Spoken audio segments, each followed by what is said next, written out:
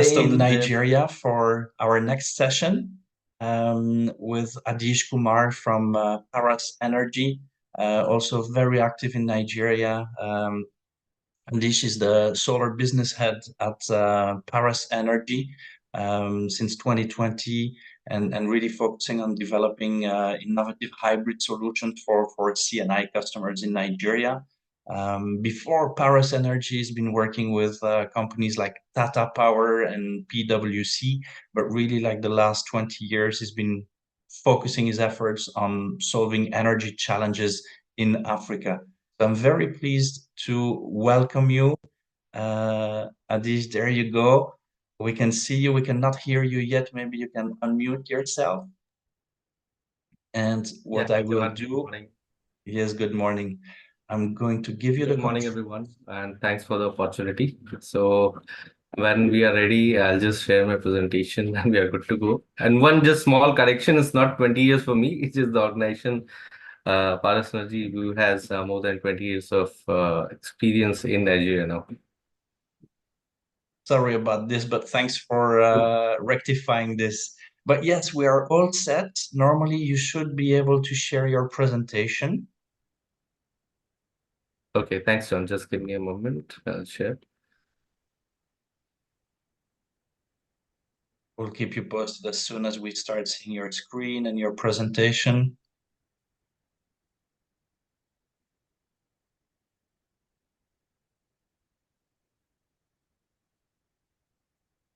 It was there and then it disappeared. Let's try again. Yes. Very good. And then if you can just maybe go in presentation mode so that we get your slides on the full screen and it will be easier to follow. Perfect. Floor is yours.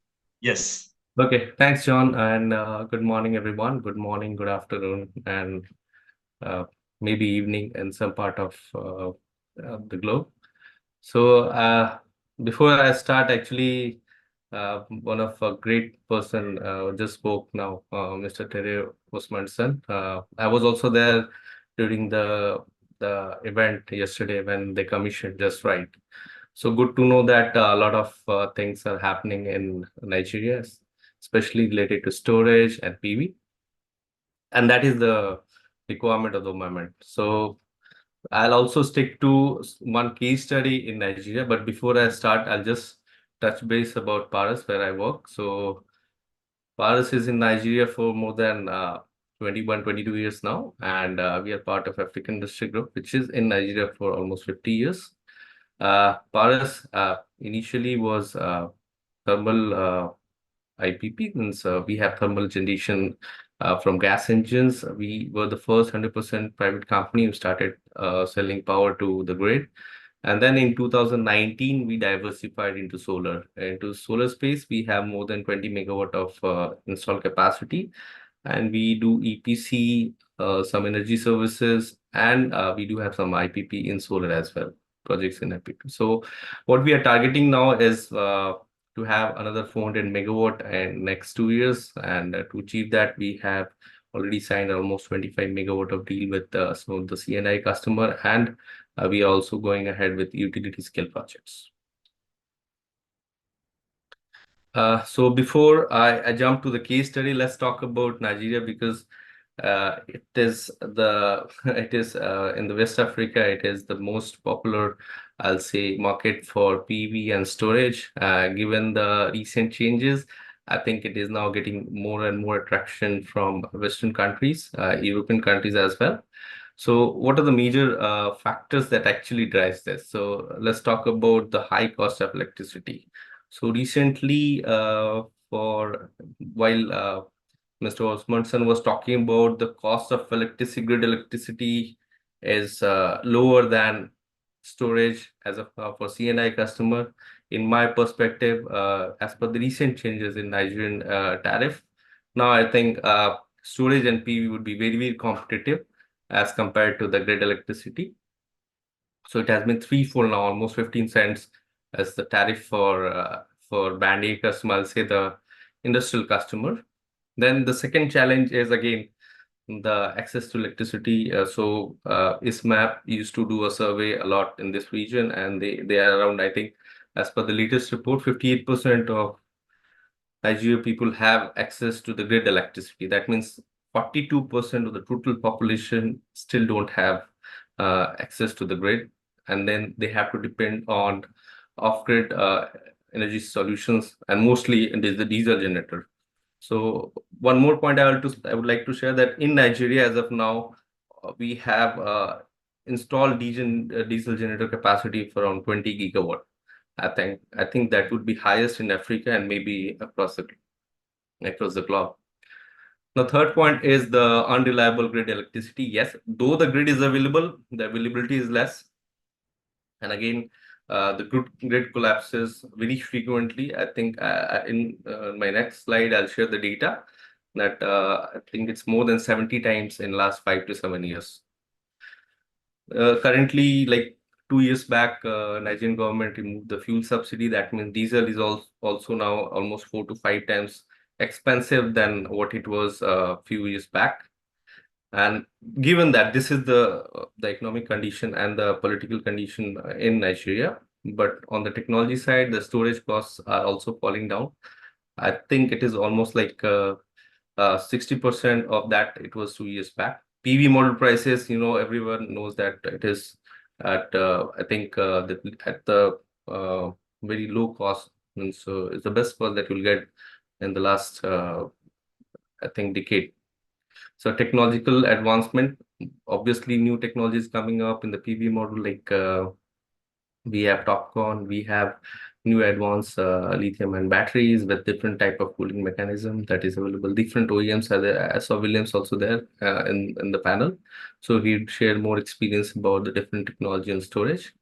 Now, so these numbers are very obvious, like product sales increase almost like in the last 2 years, 100%. The data is available up to 2022 only, but I'm 100% sure that in 2023, it has been more than 100%.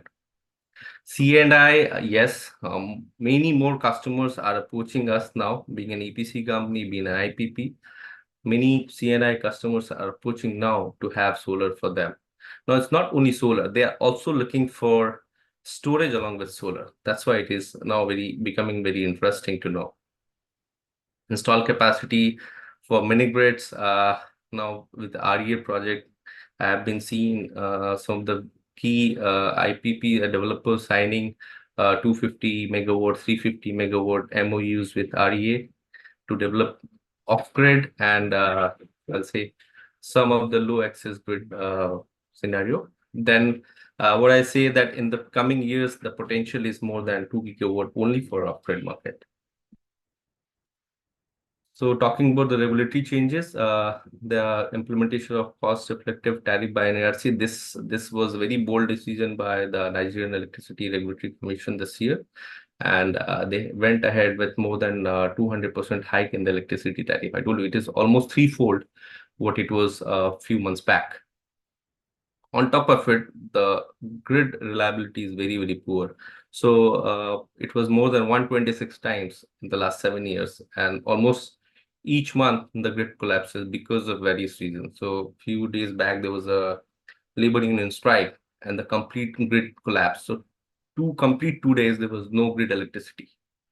So you can imagine the kind of challenge, especially the industrial customers and the people are facing in Nigeria. So that's why companies, and I'll say the residential people, like mini grids on all those some of the areas. In fact, the discos are also looking for some kind of embedded generation along with storage, such that they can serve their important customers. So these were the changes in the regulatory side. Let's talk about what's good in Nigeria happening that will actually drive this storage and PV market. So renewable energy equipments are VAT exempted. Sale of renewable energy equipment are VAT exempted in Nigeria. NEMSA, which do the inspection of the electrical installation, now they are also receiving online application. In fact, I met the head of the NEMSA who is looking for the renewable energy application. He was very, very active, and he said that within 2 weeks we get all the inspection done and then issue the certificate. REA DARES program is launched where World Bank is helping them to get a grant of around 750 million. So there we saw two of the MOUs signed by different IPPs and developer, around 250 megawatt and 350 megawatt. So now mini grid regulation is also like they are going to change the regulation. So you don't have to have license for up to 5 megawatts. Still, it is not there. Up to 1 megawatt, you cannot have license, but more than 1 megawatt, you need to have license. But these changes are in discussion and most likely it will come. Import duty, yes, on the PV side, it is good, but on the storage side, still 20%, where it is under discussion that will go down in the coming days. So apart from that, the key decentralized and changes like 2 years back, there was Electricity Act. Now, for electricity, states are responsible. They can go and talk to some investors. They can invite them, and so that they can come and set up good and big utility scale project in their state. Mini grid operation also, many of the states are encouraging. A lot of developers are coming around, and then mini grid, you need to have storage at least for the grid reliability, because the grid, even though it is available, it is less than 4-5 hours. So these were the scenario. Given that, I'll just share a case study that that was done by Paras. That this project was around 1 megawatt PV, and around it is actually 1350 kilowatt hour, where we install 945, and then we will add another 450 kilowatt hour by next 2 months. So this was for a CNI customer, so a small SME which used to run 100% on diesel. So it was an off-grid project. Though it was very near to Lagos, almost 50 kilometers, still the grid was not available. So you can imagine the scenario where in the southern side, in the Lagos area, still 50 kilometers away from the main city, they don't have grid. So what about the eastern side, northeastern side, and some areas of northwest also, they don't have a good electricity, a good grid supply. So then in those situations, you need to actually look for very good storage and PV solution that can actually solve this grid issue. So for talking about the customer, so they used to run 24/7 on diesel generator, 90% industrial load. That means the load was very inductive. This is the typical load profile for 24 hours that we recorded. So peak was 300 kilowatt, whereas the average was lying somewhere around 150, 160 kilowatt.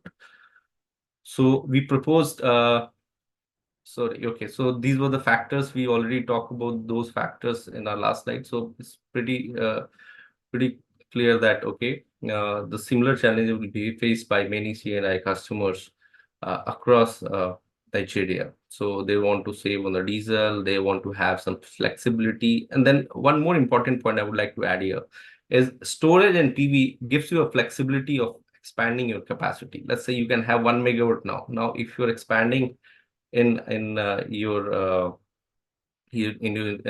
business, then you can anytime go ahead and ask from your solution provider to add more PV and storage into it, such that it can serve the future load requirement. So modularity is one of the very important aspect that you don't have in other electricity sources. Like, yes, you can add more genset in case you are going with gas gensets, but in solar you can have provision in day zero, and then with good planning at very minimum cost you can have extra PV and storage capacity.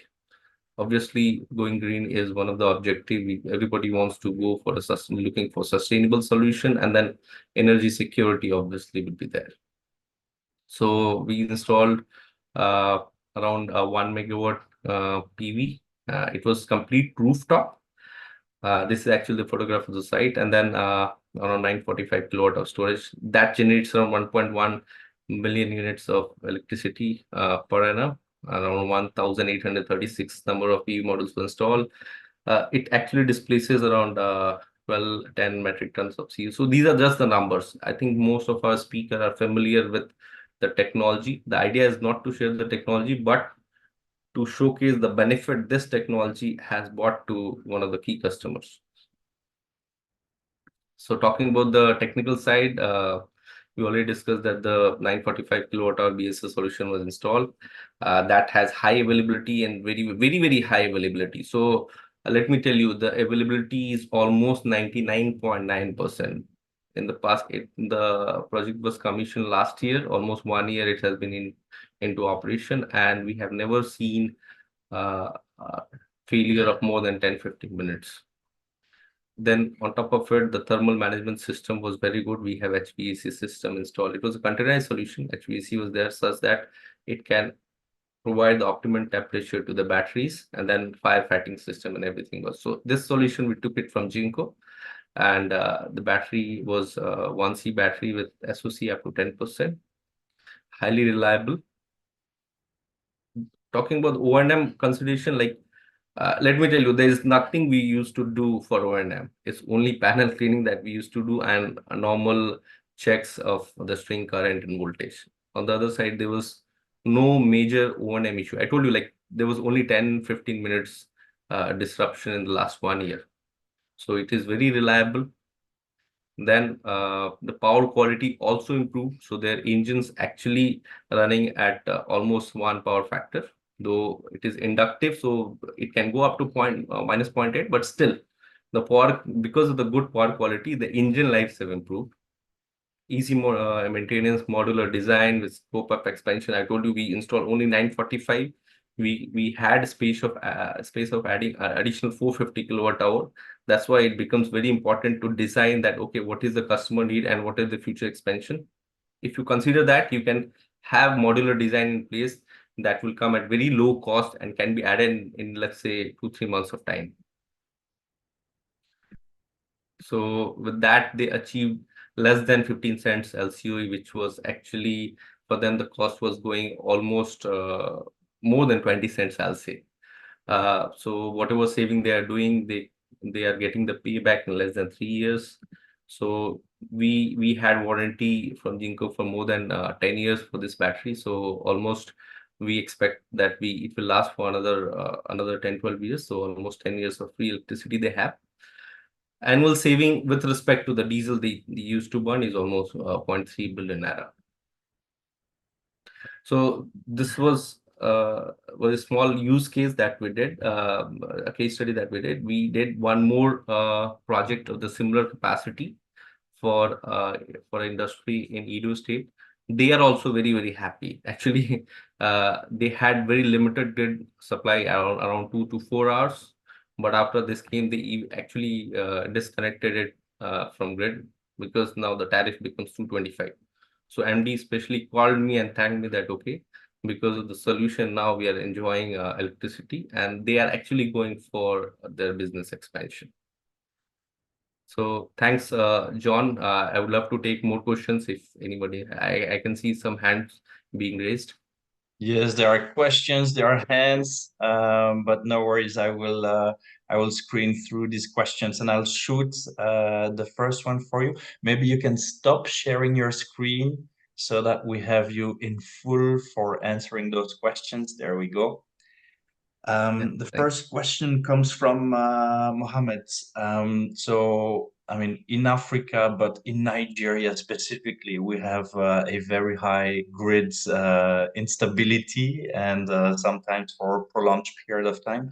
How do you integrate this? How do you take this into account when planning a project with one of your customers? Okay, now that is very good question. So in Nigeria, you have to do a very detailed load audit. So let's say if I'm going ahead with PV solution with storage, I have to have data for almost an year. So what we used to take their electricity consumption. Let's say if they have grid electricity, we take their 12 months data. If they're using diesel, we used to take their 12 months data. Then we use power analyzer, and that we install for almost 7 to 10 days. We take 7 days data, we analyze it, and then we come up with a solution that can take care of their peak, that is optimized in terms of electricity requirement, because if I go ahead with a higher size, the cost will increase. So the storage size optimization is very, very important. And the third thing is there should be provision. Let's say if they're coming up with some kind of expansion, I should make provision in day zero so that it can be taken care. So these are the basic three consideration we do when we design a solution. And another question about the grid and its impact. Question coming from Stefan. The grid is or used to be cheap in Nigeria, not available very often, but cheap when it is. How do you play around with this fact? Because you mentioned that the LCOE ends up being with your system ends up being like 15 cents, dollar cents per kilowatt hour. That is more expensive than the grid. So how do you discuss this, negotiate this with your clients? Okay, that's also a very interesting question. Actually, see, we need to understand the actual problem that the client is facing. It may happen that they are not looking for cost optimization. They are actually looking for power solution that can help them to grow their business. So our focus as a Paris Energy, our focus is always on to solve the customer actual challenge. Let's say the case study I showed you, that company was not having grid at all, though it was almost 50 kilometers from Lagos, no grid supply. And they even approached the distribution company. They were telling that they have to spend something around 200 million naira to get the electricity. That will also take almost 8 to 10 months. So they wanted some very reliable power solution. They were actually looking to reduce their diesel consumption. So in that case, the cost actually was not grid. It was the diesel that was almost 25 cents. You might be aware that in 2022, when the fuel subsidy was removed, the cost of diesel went up to, let's say, I think almost $1 for 1 liter. So that was the main issue. Then the third, they were looking for reliable solution. So it was a paving stone. So whenever there was a fluctuation, the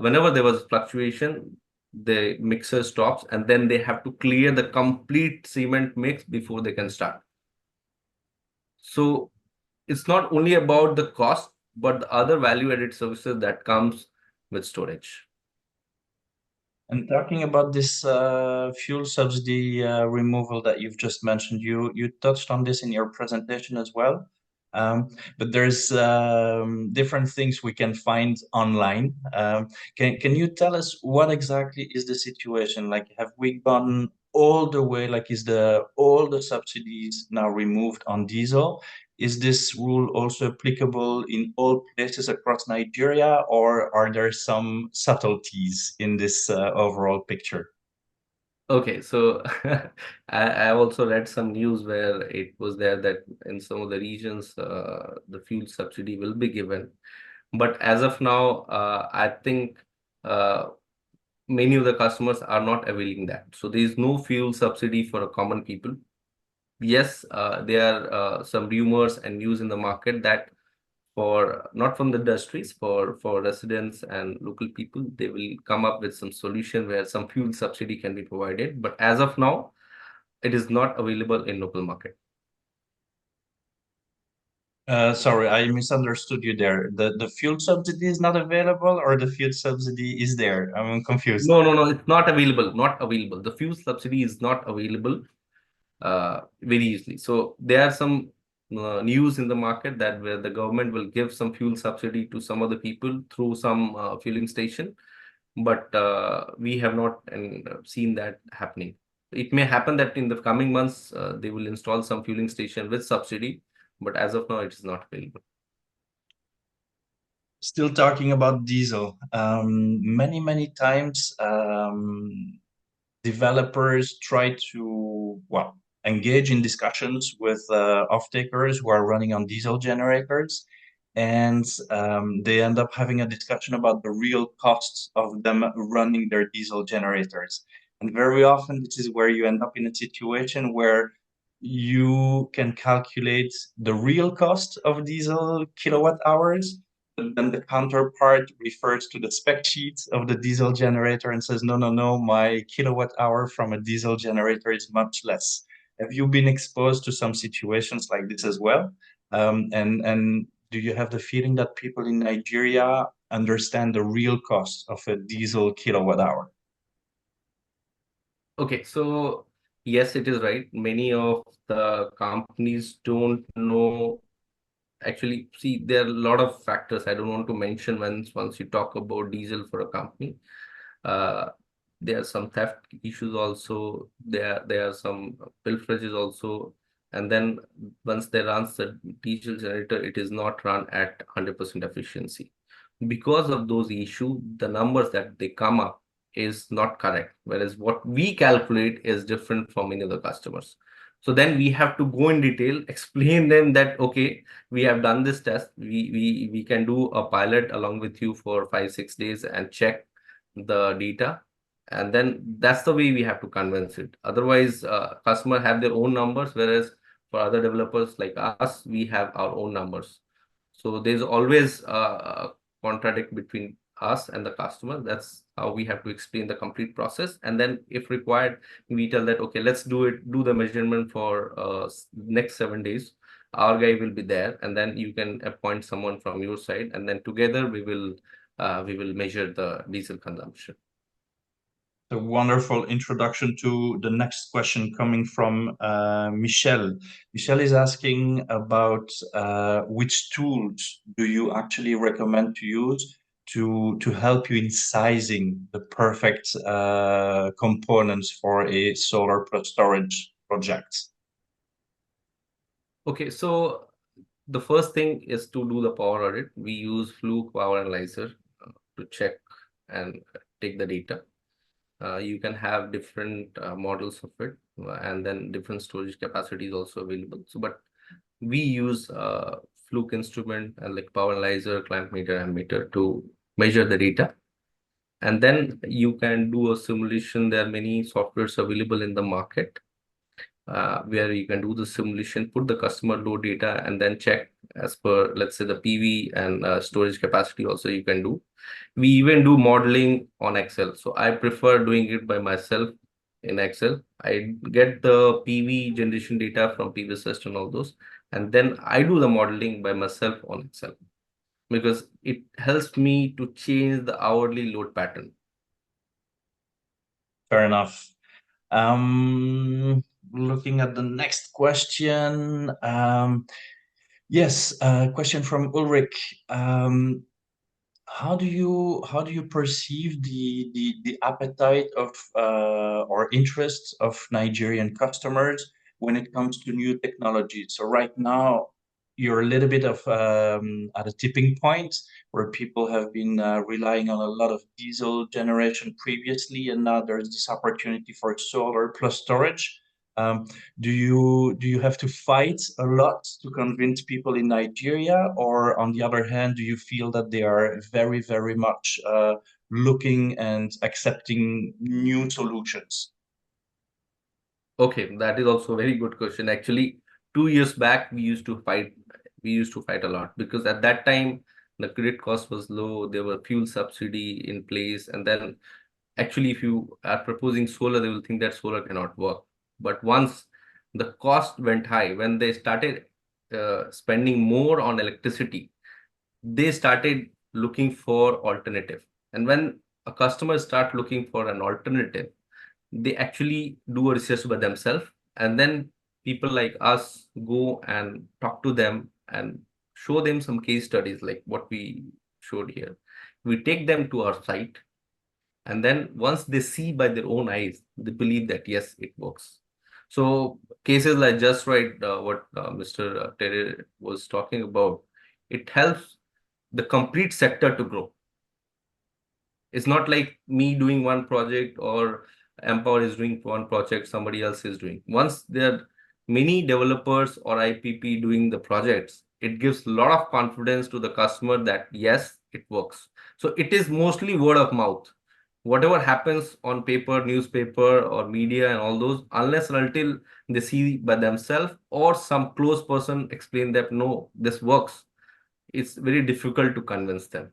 But now in Nigerian market, people believe it, and there are a lot of inquiries are coming. In the past 1 month, we have received almost 10x queries that we received in the last 3 months. That's very encouraging, but don't say this too loud because otherwise many people will come and compete. Um, One last question for you, please. In the previous presentation, it was explained that prices are in Nigeria are still, or in Africa in general, are still relatively high because there is not enough competition and supply of competitive products. Is this something that you are perceiving as well in Nigeria? Or do you think that the market is already supplied with the best brands at the best quality thanks to its size and the opportunity? So yes, this area still need improvement. There are not so PV module side. Yes, there are a lot of people who has actually ventured into Nigeria or West African countries, but on the storage side, there are very few people. And what we expect that, okay, once people start knowing more and more brands, more and more technologies, they will start negotiating on that. As of now, see, customer just need some solution. They are not sure that what is the cost. So if they will go to 5 different places, they will see 5 different costs. So yes, and I think it will take some time. It will take another 2-3 years for the normal people to understand what cost should be offered to them, and then at what level they can negotiate.